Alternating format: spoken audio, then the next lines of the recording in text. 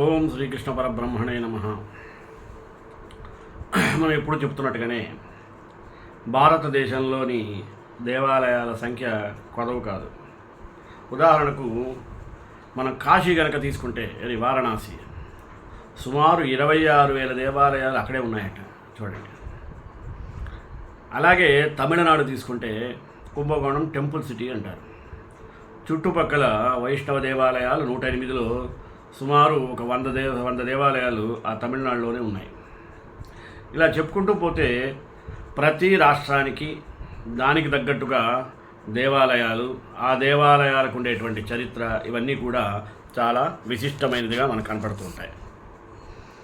కనుక దేవాలయాల చరిత్రను మనం తెలుసుకోవాలి అంటే ముందుగా దానికి ఉండేటువంటి వైశిష్ట్యాన్ని కూడా గుర్తించాలి. కనుక నేను అనేక దేవాలయాలు ఇప్పటికే ముచ్చటించున్నాను. ఇంకా చాలా దేవాలయాలు ఉన్నాయి కాబట్టి వాటిని 3 భాగాలుగా విభజించి ఈరోజు మీ ముందుకు ప్రముఖ దేవాలయాలు మొదటి భాగంతో ప్రారంభిస్తాను. మొదటిగా ప్రార్థన. నమః సహస్రవక్త్రాయ సహస్రనయనాయ చ విశ్వాయ విశ్వరూపాయ విశ్వకర్త్రే నమో నమః. శ్రీ మల్లికార్జున స్వామి సమేత కామాక్షితాయి ఆలయం. ఇదేందో చూద్దాం. శరన్నవరాత్రులు ప్రారంభమవుతున్నాయి కదా. అప్పుడు దేవీ పూజలు, ఆలయాలతో అమ్మవారికి రకరకాల అలంకారాలతో అనేక అవతారాలలో అమ్మ దర్శనాలు ఈ 10 రోజులు ఎంతో సందడిగా ఉంటుంది కదా. మరి ఈ సందర్భంగా మనం కూడా కొన్ని అమ్మవారి ఆలయాలను దర్శిద్దాం. నెల్లూరు జిల్లా మీరుంటారు కదా, ఆంధ్రప్రదేశ్లో. అక్కడ ప్రసిద్ధి చెందినటువంటి శ్రీ మల్లికార్జున స్వామి సమేత కామాక్షితాయి ఆలయం ఉన్నది. ఇది నెల్లూరు జిల్లాకి 18 కిలోమీటర్ దూరంలో ఉన్నటువంటిది దేవాలయం. స్కాంద పురాణంలో శ్లాఘించబడినటువంటి ఈ దేవతల ఆవిర్భావం కృతయుగంలో జరిగింది. ఆ కథ ఏంటంటే, ఆ కాలంలో ఋషీశ్వరులు, రాజులు లోక కళ్యాణం కొరకు యజ్ఞాలు చేసేవారు. ఒకసారి కశ్యప ప్రజాపతి ప్రజాక్షేమం కొరకు ఒక యజ్ఞాన్ని చేయాలని తగిన ప్రదేశం కొరకు వెతుకుతూ ఉన్నట్ట. అప్పుడు పినాకిని, అదే ఇప్పుడు మనం పెన్నా అంటుంటాం కదా, ఆ నదీ తీరాన ఉన్నటువంటి ఈ ప్రాంతాన్ని చూసి ఇది యజ్ఞానికి చాలా అనువైనటువంటి ప్రదేశంగా భావించి ఇక్కడ తూర్పు, నైరుతి, వాయువ్యాలలో యజ్ఞకుండాలను స్థాపించి యజ్ఞాన్ని నిర్విఘ్నంగా పూర్తి చేశాడు. ఈ యజ్ఞం మూలంగా అప్పుడు జరిగిన లోక కళ్యాణం సంగతి ఎలా ఉన్నా, ఇన్ని యుగాలైనప్పటికీ భక్తుల కోరికలు తీరుస్తూ వారికి కొంగు బంగారమై పూజలు అందుకుంటున్నటువంటి 3 దేవతామూర్తుల యొక్క ఆవిర్భావం జరిగింది. యజ్ఞం పూర్తయిన వెంటనే తూర్పున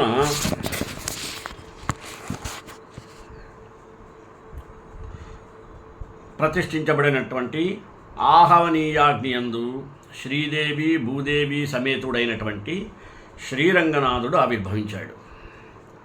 ఆయనే నేటి నెల్లూరులో ఉన్నటువంటి తల్పగిరి శ్రీరంగనాథుడు. నైరుతిలో ప్రతిష్ఠింపబడినటువంటి వైవస్వతాగ్నిలో శ్రీ లక్ష్మీ సమేతుడైనటువంటి నరసింహస్వామి ఆవిర్భవించి వేదగిరిలో కొలువవుతున్నాడు. వాయువ్యాన ఉన్నటువంటి గార్హ్యస్పత్యాగ్నియందు పరమశివుడు లింగాకృతిలో ఆవిర్భవించాడు. కశ్యప ప్రజాపతి మహాశివుణ్ణి అక్కడనే కొలువుండి ప్రజలను కాపాడమని ప్రార్థించగా అందుకు పరమేశ్వరుడు అంగీకరించాడు. అదే నాటి రజతగిరి అంటారు. యజ్ఞము చేసిన ప్రదేశం కనుక యజ్ఞవాటిక, అదే కాలక్రమేణా జొన్నవాడ అయింది. కైలాసంలో పార్వతీదేవి శివుడు కనపడక తన మనోనేత్రంతో అసలు విషయం తెలుసుకొని తాను అక్కడికి వచ్చి పరమశివుడిని కైలాసానికి రమ్మని కోరింది. అందుకు పరమేశ్వరుడు అత్యంత సుందరమైనటువంటి ఆ ప్రదేశాన్ని వీడలేనని, పార్వతీదేవిని కూడా అక్కడే కొలువు తీరి భక్తుల కోరికలు తీర్చమని ఈశ్వరుడు ఆదేశించగా పార్వతీదేవి కూడా అక్కడే కొలువు తీరి భక్తుల యొక్క కోరికలు తీర్చమని ఆ ఈశ్వరుడు ఆదేశించగా పార్వతీదేవి కూడా అక్కడే కొలువు తీరింది. ఇది పురాణ గాథ. కాలక్రమంలో పినాకినీ నది వరదలలో ఈ ప్రదేశము, ఆలయం నీట మునిగిపోయాయి. మేటలు వేసి బీళ్లుగా మారిన ఈ ప్రాంతంలో మనుమసిద్ధి రాజుల పాలనా కాలం ఏర్పడింది. అప్పుడు ఆయన చుట్టుపక్కల ప్రాంతాల నుంచి పశువులు ఇక్కడికి మేతకు వచ్చేవట. వాటిలో సమీప గ్రామమైన పెనుబల్లి జమీందారుకి చెందిన ఒక ఆవు సరిగా పాలు ఇవ్వకపోవడంతో ఒకనాడు పశువుల కాపరి ఆ ఆవుని వెంబడించి ఆ ఆవు ఒక పుట్టలో దిగి పుట్ట నుంచి రక్త రావడం మొదలైంది. అది చూసిన పశువుల కాపరి భయపడి పరుగున వెళ్ళి జమీందారుకి ఈ విషయాన్ని తెలియజేశాడు. వెంటనే జమీందారు గారు ఆ ప్రదేశానికి చేరుకొని పనివాళ్లతో ఆ పుట్టని తవ్వించగా రక్తపు మడుగులలో శివలింగం కనిపించిందట. జమీందారు వెంటనే ఆ లింగాన్ని పినాకినీ నది నీళ్లతో శుభ్రపరచి ఆ పరిసరాలన్నీ కూడా శుభ్రం చేయించి లింగానికి పూజలు జరపడానికి ఒక బ్రాహ్మణుని నియమించాడు. కొన్నాళ్లకి శివుడు జమీందారు కలలో కనిపించి తనకి శిరోవేదనగా ఉన్నదని మల్లెపూల చల్లదనంతో తన శిరోవేదన తీర్చమని ఆదేశించాడట. మరి శివుడు చెప్పిందే తడవుగా జమీందారు తన కళను గురించి పెద్దలకు తెలియజేసి తన యొక్క తోటలో ఉండేటువంటి మల్లెపూలతో శివుణ్ణి అర్చించడం ప్రారంభించాడు. అప్పటి నుండి పండితులు అక్కడ ఆలోచించి మల్లెపువ్వులతో పూజించమని శివుడు ఆజ్ఞాపించాడు గనుక మల్లెపువ్వుల నడుమ విలసిల్లుతున్న ఈ దేవదేవునికి మల్లికార్జునుడు అని నామకరణం చేసి ఆ ఆలయం ప్రసిద్ధికెక్కేటట్టు చేశారు. మరికొంతకాలం తరువాత పార్వతీదేవి ఆ జమీందారుకు కలలో కనిపించి తాను వస్తున్నానని తనని పరమేశ్వరుని చెంత ప్రతిష్ఠించమని ఆదేశించిందట. తరువాత ఒకనాడు పెనుబల్లి గ్రామ సమీపంలో పినాకినీ నదిలో చేపలు పడుతుండేటువంటి ఒక బెస్తవానికి అమ్మవారి విగ్రహం కనపడింది. వారు మిక్కిలి సంతోషంతో ఆ తల్లిని గంగమ్మ తల్లిగా భావించి తమకు చేతనైన విధంగా పూజించి తమకు లభించిన ఆహారాన్ని ఆ అమ్మకు నివేదించి తాము తింటూ ఉండేవాడు. జమీందారుకి ఎలాగోలా ఆ విషయం తెలిసి ఆయన హుటాహుడిని అక్కడికి వెళ్ళి తన కలలో జరిగిన సంగతిని తెలియజేసి వారి యొక్క అంగీకారంతో అక్కడి నుంచి అమ్మవారిని తెచ్చి పరమేశ్వరుని దగ్గర ప్రతిష్ఠించారు. అమ్మవారి విగ్రహం పెనుబల్లి సమీపంలో దొరికింది కనుక అమ్మవారిని పెనుబల్లి ఆడపడుచు అని ఈనాటి కూడా బ్రహ్మోత్సవాలలో కళ్యాణోత్సవం నాడు అమ్మవారికి ఆ గ్రామం నుంచి సారె తీసుకొస్తుంటారు. కళ్యాణం తరువాత అమ్మవారు ఊరేగింపుగా ఆ గ్రామానికి వెళ్ళడం ఆనవాయితీ. అమ్మవారిని శివుని పక్కన ప్రతిష్ఠించిన తరువాత ఆలయంలో బ్రాహ్మణుడు నివేదన చేస్తే బయట పామరులైన భక్తులు తాము వండుకున్నటువంటి మాంసాదులు నివేదించేవారు. ఆ నివేదనకు అలవాటు పడ్డ అమ్మవారు మాంసాహార నివేదన లేని రోజు అర్ధరాత్రి ఊరిలో ప్రవేశించి పశువులను ఆరంగించడం మొదలుపెట్టింది. భయపడిన భక్తులు రాత్రుళ్ళు ప్రాణాలను అరచేతిలో పెట్టుకొని బతికేవారు. ఆ సమయంలోనే మనకు ఆదిశంకరాచార్యుల వారు ఆ గ్రామానికి విచ్చేయడం జరిగింది. గ్రామస్తుల ద్వారా అమ్మవారి ఆగడాలు విన్నటువంటి శంకరాచార్యులు ఆలయం తలుపులు తెరిపించి రాత్రికి అక్కడే విశ్రమించారు. అర్ధరాత్రి బయటకు వెళ్ళబోతున్నటువంటి అమ్మను ప్రార్థించి అనేక విధాలైనటువంటి స్తోత్రాలు చేసి ఆమెను శాంతపరచి తిరిగి గర్భగుడికి చేర్చారు. అమ్మ ఉగ్ర రూపాన్ని పూర్తిగా శాంతరూపంగా మార్చడానికి ఆదిశంకరులు తన తపశ్శక్తి అంతా ధారపోసి ఒక శ్రీచక్రాన్ని అమ్మవారి పాదాల చెంత ప్రతిష్ఠించారు. తన ధ్యానములో కృతయుగములో అమ్మవారు స్వామిని చూడవలెనని కోరికతో కైలాసం నుంచి వచ్చి ఇచ్చట కొలువుదీరిన వృత్తాంతాన్ని తరువాత జరిగిన విషయాలు గ్రహించి స్వామిని చూడవలెను కోరికతో వచ్చినది కావున ఆనాడే పరమేశ్వరుడు కామాక్షి అని పిలిచిన పలుకులు గ్రహించి అమ్మకి కామాక్షి తాయి అని నామకరణం చేశారు ఆదిశంకరులు. అది శంకరాచార్యుల వాళ్ళు కాలడివారు జన్నవాడ ఆ కాలంలో మద్రాసు ప్రాంతంలో ఉన్నది కనుక తాయి అని చెప్పుండొచ్చు. ఆదిశంకరుల వారు కొంతకాలం అక్కడే ఉండి అమ్మవారికి మాంసాహారాన్ని పూర్తిగా నిషేధించి వైదిక మార్గమున శ్రీచక్రమును నవావరణలతో పూజించడి విధానాన్ని అక్కడి బ్రాహ్మణులకు చక్కగా బోధించారట ఆదిశంకరులు. అప్పుడు గ్రామస్తులు ఆదిశంకరుల వారిని, అయ్యా మేము మాంసాహారులం, ఏ ఆహారమైనా భగవంతునికి చూపించిన తరువాత భుజించాలంటారు కదా, మరి మేము తినే ఆహారము అమ్మవారికి చూపించకూడదు అంటున్నారు, దీనికి ఏదైనా ప్రత్యామ్నాయం చూపించండి లేదా ఉపాయం చెప్పండి అని అడిగారట. అందుకు ఆదిశంకరులు దేవాలయమునకు సమీపంలో ఉన్న వేపమానను చూపించి దీనిని కనకదుర్గావతారముగా భావించి మీ నైవేద్యములు ఇక్కడ సమర్పించుకోండి అని చెప్పి తమ యాత్రను కొనసాగించారు. కొంతకాలం తరువాత పల్లవరాజు పేరు నరసింహవర్మ తురుష్కుల మీద దండయాత్రకు వెళుతూ దారిలో ఇక్కడ విశ్రాంతి తీసుకున్నాడు. అమ్మవారు ఆ నరసింహవర్మ యొక్క కలలో సాక్షాత్కరించి, నీకు యుద్ధములో విజయము సాధించిన పల్లవరాజు తిరుగు ప్రయాణములో ఈ దేవాలయమును దృఢముగా నిర్మింపజేసి దేవీ కైంకర్యమునకు అనేక భూములను దానం చేశాడు.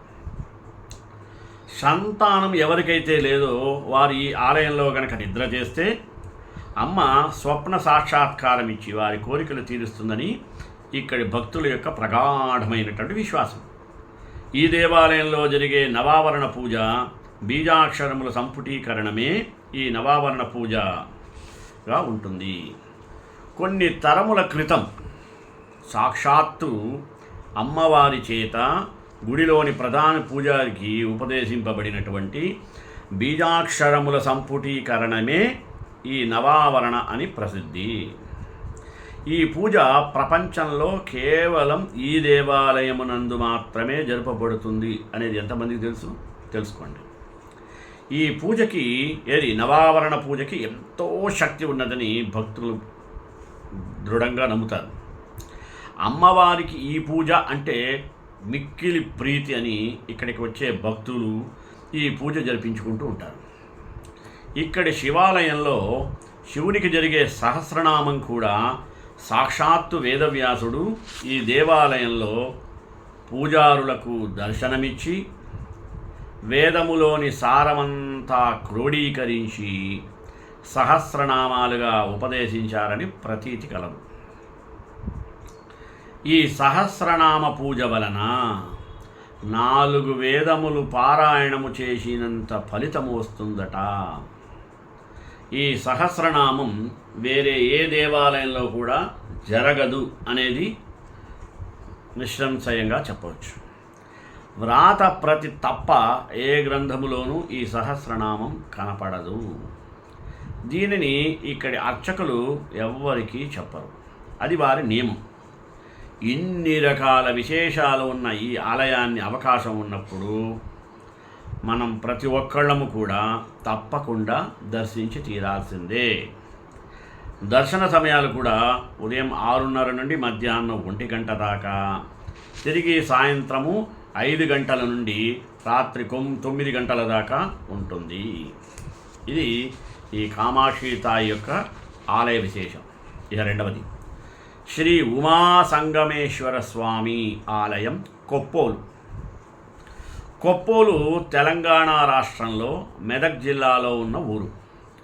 నిజాం సాగర్ వెనకాల ఉన్న ఈ ఊళ్ళో ఒక గుహాలయం ఉన్నది. చిన్న గుట్ట మీద ఉన్న ఈ ఆలయం స్వయంభూ శివాలయం. 50 సంవత్సరాల క్రితం ఈ ప్రాంతమంతా దట్టమైన అడవిగా ఉండేది. కర్ణాటకలోని బసవ కళ్యాణ పీఠాధిపతి శ్రీ మదనానంద సరస్వతి స్వామివారు ఇక్కడికి వచ్చి కొంతకాలం తపస్సు కూడా చేసుకున్నారు. ఆ సమయంలో ఈ ఆలయాభివృద్ధికి ఎంతో పాటుపడ్డారు ఆ స్వామి.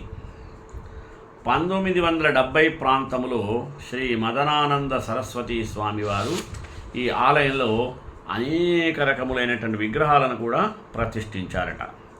వీటిలో ధ్వజస్తంభం పక్కనే అతి చిన్న నంది, గరుడాళ్వారు, ఆంజనేయ స్వామి విగ్రహాలు అత్యంత ఆకర్షణీయంగా ఉంటాయి. గర్భాలయం ముందు పెద్ద నంది ఉంది.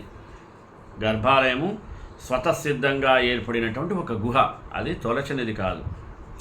ఇందులో కొలువు తీరినటువంటి శ్రీ ఉమా సంగమేశ్వర స్వామి భక్తుల కోరికలు తీర్చే చల్లని తండ్రి. ఇక్కడి విశేషాలు మనం చెప్పుకోవాలంటే, ఈ స్వామికి అభిషేకించినటువంటి నీరు గర్భాలయంలోనే భూమిలో ఇంకిపోతుంది తప్ప బయటకు రాదు. ఎటు వెళుతుందో కూడా ఎవరికి తెలియదు.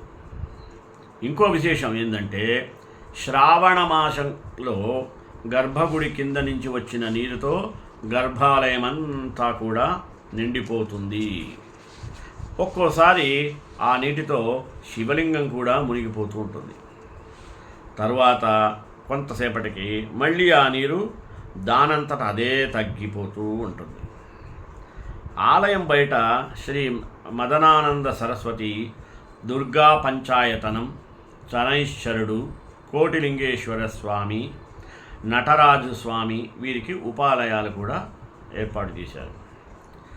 మన రాష్ట్రం నుండే కాదు స్వామి, మహారాష్ట్ర, కర్ణాటక నుండి కూడా భక్తులు అధిక సంఖ్యలో ఇక్కడికి వస్తారు. ఇక్కడ ఉండదలుచుకున్న భక్తుల కోసం ఆ దేవస్థానం వారు ఏర్పాటు చేసినటువంటి వసతి సౌకర్యం చెప్పుకోదగ్గది. శ్రావణ మాసంలో కావచ్చు, రానున్న శివరాత్రి ఉత్సవాలు కానీ అత్యంత వైభవంగా జరుగుతాయి. దర్శన సమయం కూడా ఉదయం 6 గంటల నుండి సాయంత్రం 6 గంటల దాకా నిర్విరామంగా కొనసాగుతూ ఉంటుంది. ఇక మూడవది మువ్వ వేణుగోపాల స్వామి ఆలయం. మనం కృష్ణా జిల్లాలో కూచిపూడి అనేటువంటి గ్రామానికి వెళితే తెలుస్తుంది. అది తెలుగువారికి ప్రత్యేకమైనటువంటి నృత్యం గుర్తుకొస్తుంది. ఏంది ఆ నృత్యం? కూచిపూడి నృత్యం. ఆ కూచిపూడికి సమీపంలోనే మొవ్వ అనే గ్రామం ఉంది. ఆ పేరు వినగానే వేణుగోపాల స్వామి మన మదిలో నిలుస్తాడు. మొవ్వలో ఉన్నటువంటి వేణుగోపాల స్వామి యొక్క ఆలయం ఈనాటిది కాదు. ఆ స్వామి మహత్యం కూడా సామాన్యమైనది కాదు. ఎందుకంటే ఒకప్పుడు మౌద్గల్యుడు అనేటువంటి గొప్ప మహర్షి ఉండేవాడు. ఆయన మొవ్వకి సమీపంలో ఉండేటువంటి కృష్ణానదీ తీరంలో వేణుగోపాల స్వామి విగ్రహం దొరికింది ఆయనకు. ఆ విగ్రహాన్ని స్వామివారి యొక్క అనుగ్రహంగా భావించారు మౌద్గల్య మహర్షి. దానిని స్వామి ప్రతిరూపంగా తలంచి నిత్యం పూజించేవారట ఆ మౌద్గల్య స్వామి. మరి క్రమేణా మౌద్గల్య మహర్షి కొలిచిన ఆ విగ్రహం చుట్టూ ఒక ఆలయం రూపొందింది. వేణుగోపాల స్వామి విగ్రహం చాలా ప్రత్యేకమైనదని అక్కడ ఉండేవాళ్ళు చెప్తారు.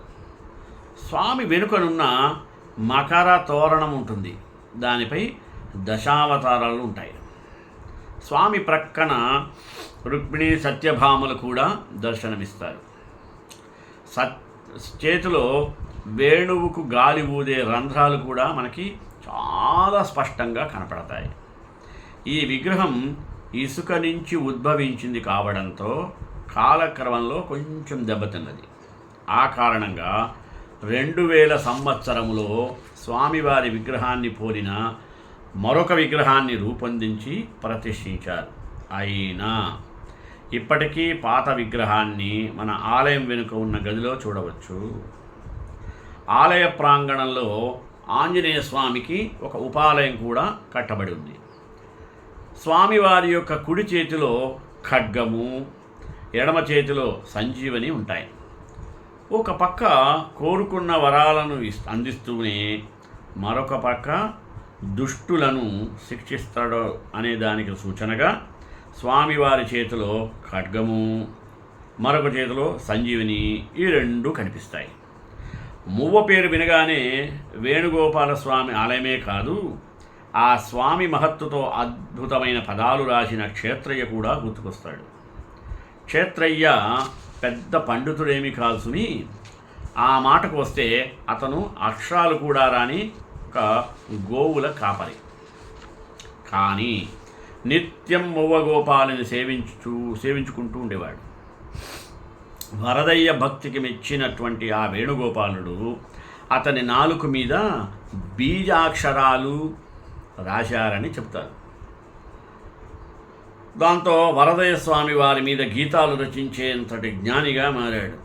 తనని తాను గోపికగా భావిస్తూ రసభక్తితో పదాలు సృష్టించాడు. ఆ పదాలు పాడుతూ ఆయన అనేక క్షేత్రాలు తిరిగేవాడు. అలా ఆయనకు క్షేత్రయ్య అన్న పేరు స్థిరపడిపోయింది. ఎందుకని క్షేత్రాలు తిరిగేవాడు క్షేత్రయ్య. మువ్వ వేణుగోపాల స్వామిని గనక దర్శిస్తే ఎవరి జీవితమైనా ఇట్టే తరించిపోతుంది అని చెప్పేందుకు గాను క్షేత్రయ్య జీవితమే ఒక చక్కటి నిదర్శనంగా మనం చెప్పుకోవచ్చు. మరెందుకు ఆలస్యం, ఒకసారి మనంతా వీలు చూసుకొని మువ్వకు వెళ్ళి వద్దాం. విజయవాడ నుండి మువ్వల కేవలం 50 కిలోమీటర్ దూరంలోనే ఉంటుంది. ఇక తరువాత నక్కలకు ప్రసాదం పెట్టే ఆలయం. కుక్కలకైతే కాలభైరవుడు, నక్కలకి కాలో దుంగార్. మన ఆంధ్రా నుంచి ఇప్పుడు మనం ఎక్కడికి వెళ్ళాలి? గుజరాత్ రాష్ట్రానికి వెళదాం. గుజరాత్లో కచ్ అనే ఒక జిల్లా ఉంది. ఇది మన దేశంలో అతిపెద్ద జిల్లా. ఈ జిల్లా ముఖ్య కేంద్రానికి ఓ 90 కిలోమీటర్ దూరంలో కాలో దుంగార్ 1500 అడుగుల ఎత్తున ఒక పర్వతం ఉంటుంది. కావుననే ఆ పేరు వచ్చిందని అంటుంటారు. కాలో దుంగార్ పర్వతాన్ని గనక ఎక్కితే దూరంగా ఉన్న ప్రదేశాలన్నీ కనిపిస్తాయి. ఆఖరికి పాకిస్తాన్ భూభాగం కూడా మనకి కనిపిస్తుంది. అందుకని పర్యాటకులు ఈ కొండని ఎక్కేందుకు మిక్కిలి ఉత్సాహపడుతూ ఉంటారు. అయితే వారి ఉత్సాహానికి మరో కారణం కూడా ఉంది సుమి. కేవలం ఇదే కాదు, ఏంటంటే అదే కాలో దుంగార్ మీద ఉన్నటువంటి దత్తాత్రేయుని యొక్క ఆలయం. కాలో దుంగార్ మీద ఉన్న ఆలయం చాలా చిన్నదే.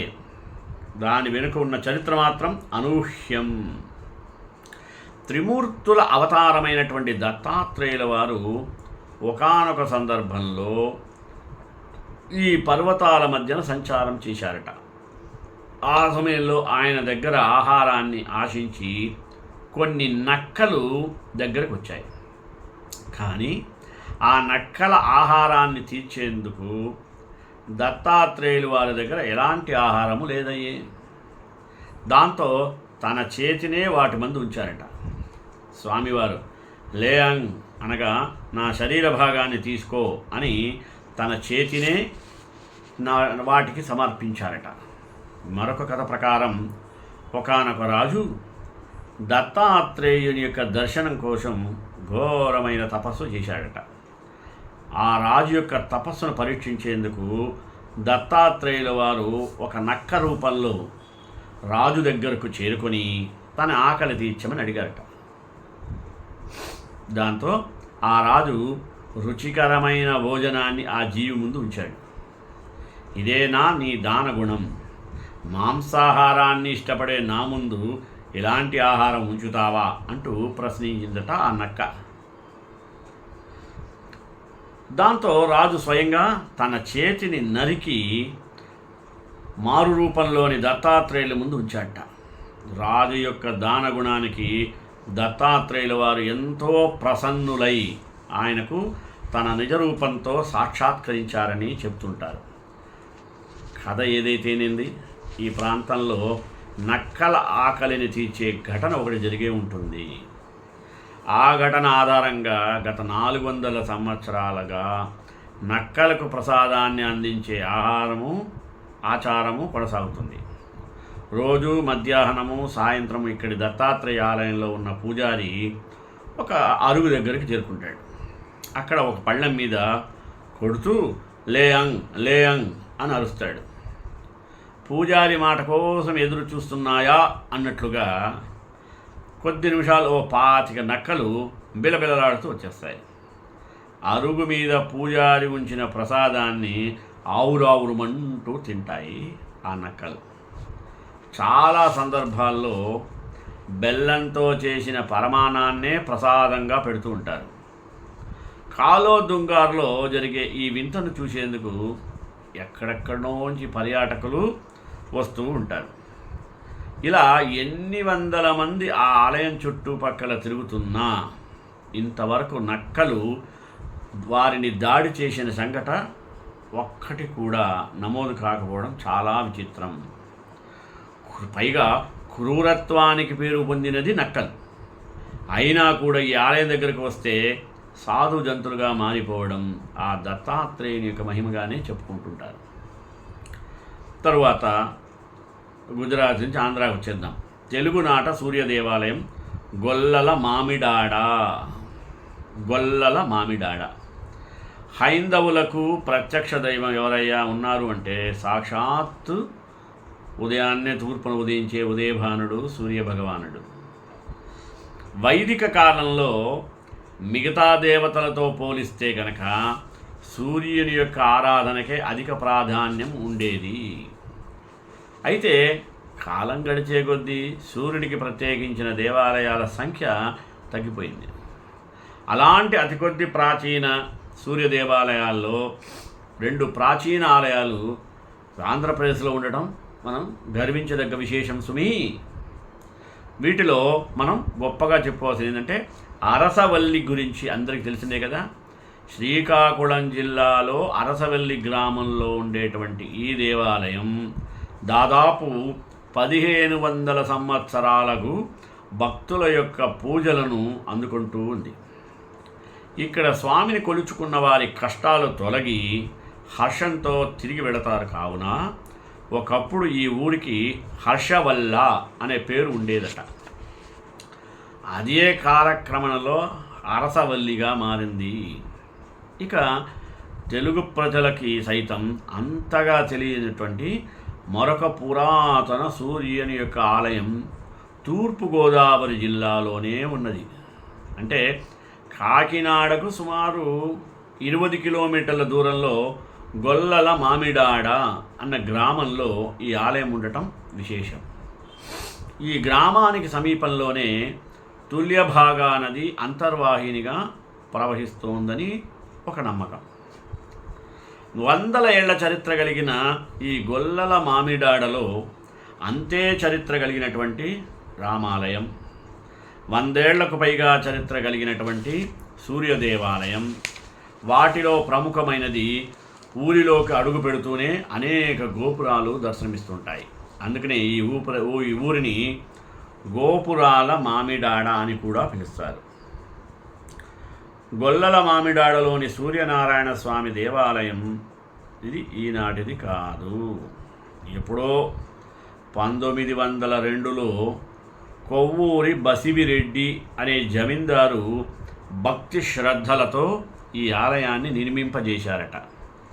అప్పటి నుండి ఇప్పటి వరకు నిరాటంకంగా ఈ ఆలయంలో వీరికి రకరకాలైనటువంటి పూజాది కార్యక్రమాలు నిర్వహిస్తూనే ఉన్నారు.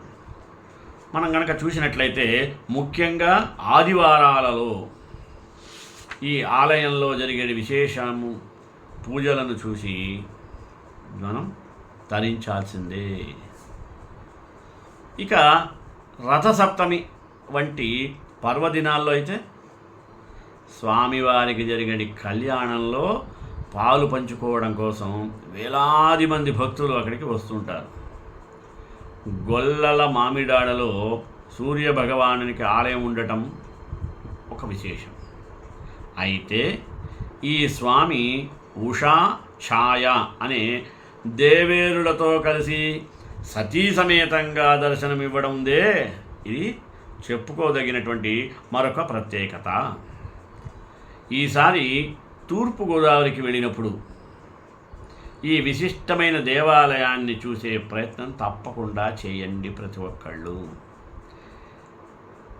ఆ దేవాలయం యొక్క చుట్టూ ప్రకృతి సోయగాల మధ్య ఆ ప్రకృతికి పురుషునిలా భాసిస్తూ ఉండేటువంటి సూర్యుని ఆలయాన్ని చూడటం ఒక గొప్ప అనుభూతిగా మిగిలిపోతుంది అనడంలో ఎటువంటి సంశయం లేదని తెలియజేస్తూ శ్రీకాంతాయ కళ్యాణ నిదేంద్రాం శ్రీ వెంకట నివాసాయ శ్రీనివాసాయ మంగళం. మంగళాసాసనపరైర్మదాచార్య పురోగమై సర్వైశ్చ పూర్వైరాచార్యై సత్కృతాయాస్తు మంగళం.